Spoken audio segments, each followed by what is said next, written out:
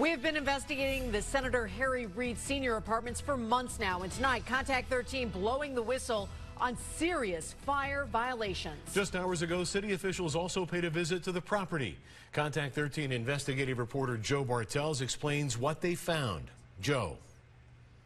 We have seen a lot at this property, from emergency lighting there, check that out, hanging by a thread meant to light the way in emergency, to this door here that doesn't close all the way and not secure. And check this out. This is a document from the city of Las Vegas showing a recent fire inspection failed. When you ask, we investigate and we get answers. It's home to some of the most vulnerable in our community. And we first told you about the laundry list of problems last fall at the Harry Reid Senior Apartments in downtown Las Vegas. Roaches belly up, locks and doors that aren't secure, and gates that remain open all the time. A lot of people were complaining about it, but they're afraid to talk. Paul Martell isn't afraid, though. He's lived at the complex since September. He tells Contact 13 he's had serious concerns about the fire system not working, among other issues. Contact 13 immediately alerted Las Vegas fire officials, and he was right on the money. Inspectors failed the property when they visited this week. This document obtained by 13 Action News sounds the alarm.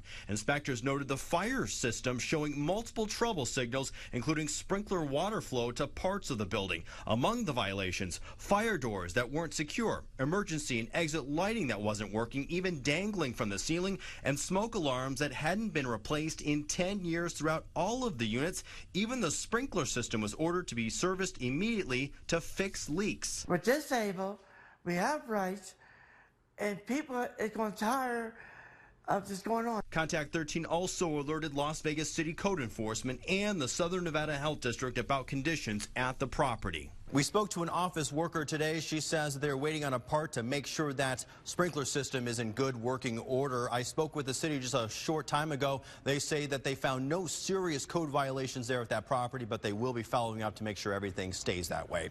Joe Bartels, 13 Action News. We started looking into this after a viewer reached out to us. And as always, if you have a problem you want us to check out, send an email to 13investigates@ktnv.com and please include your name and phone number.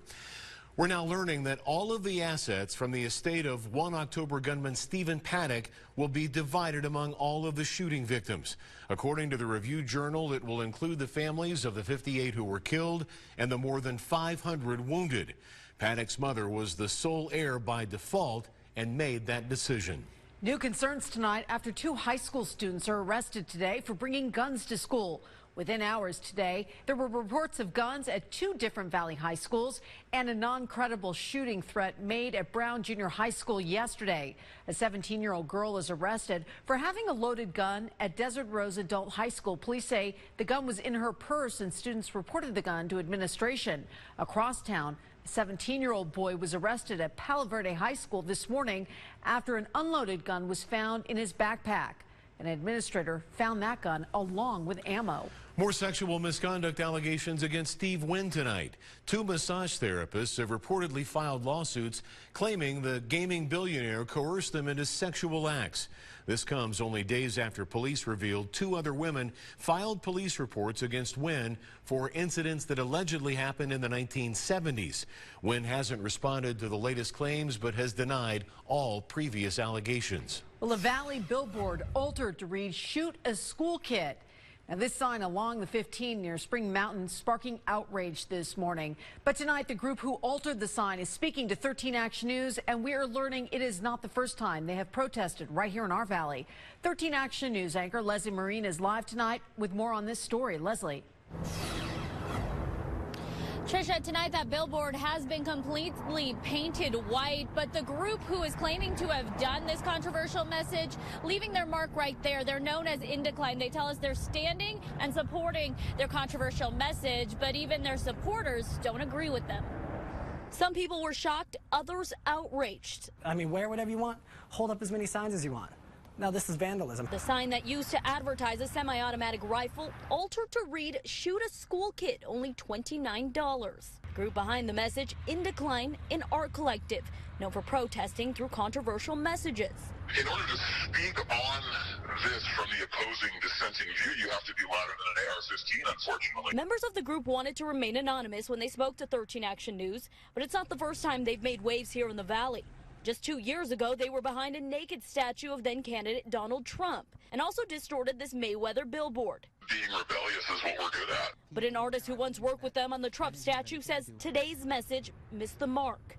One of them is an artist, one of them is a vandal. Indecline says many of their supporters are split on today's message, and despite the billboard being taken down, they say they aren't done protesting through artwork just yet. We have plenty more planned, but this was the first of many.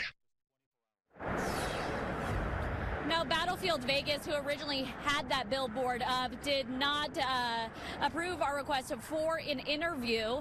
But when it comes to Indecline, they tell us many of their members actually do own guns. They're just fighting for tighter gun reform. Leslie Money, 13 Action News. Thanks, Leslie. Okay, let's take a look at current wind speeds around the valley, and these numbers are expected to get a lot bigger over the next few hours.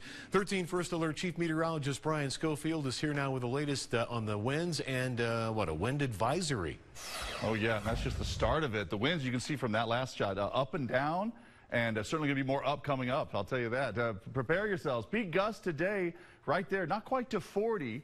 But we'll easily see 40-mile-an-hour winds for tomorrow. The wind advisory, which he refers to right there, 55-mile-an-hour winds possible. This is for the valley starting 10 a.m. tomorrow, but midnight tonight, high wind warning, gusts to 70 possible. And I'm going to show you which neighborhoods will get the strongest blasts in your 13 First Alert forecast.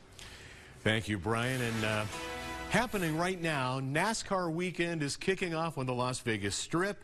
You're looking at some live video right now of the annual hauler parade. These are the big rigs that haul the cars. They start by lining up at the Las Vegas sign.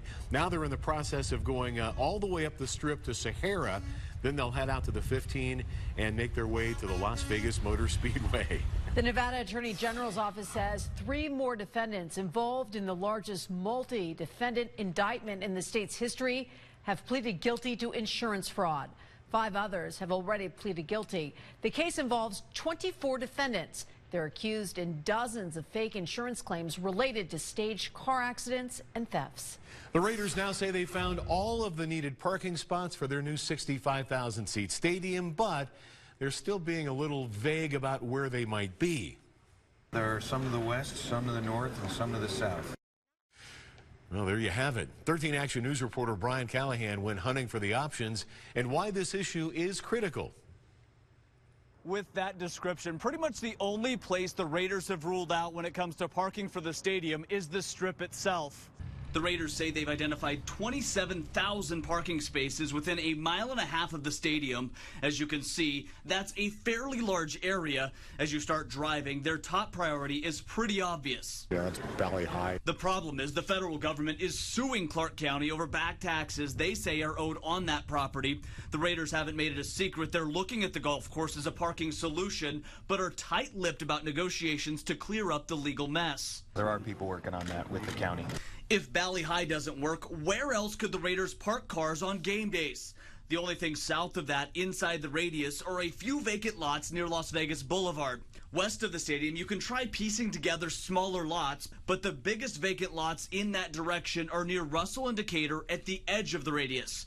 To the north, there really aren't any big pieces of undeveloped land, but that is assuming the Raiders aren't looking at bulldozing buildings to put in a parking lot if the price is right. There are some people that are being opportunistic, and there's some people that are being reasonable, and you can guess which ones we're talking to.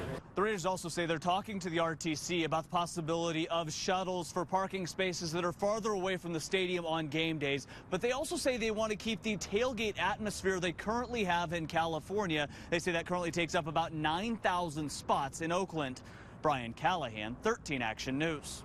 Well, we are just days away now from the biggest award show of the season, and the experts at the Wynn Sportsbook have put together their annual list of Oscar night odds. Here's how they're sizing up Best Picture.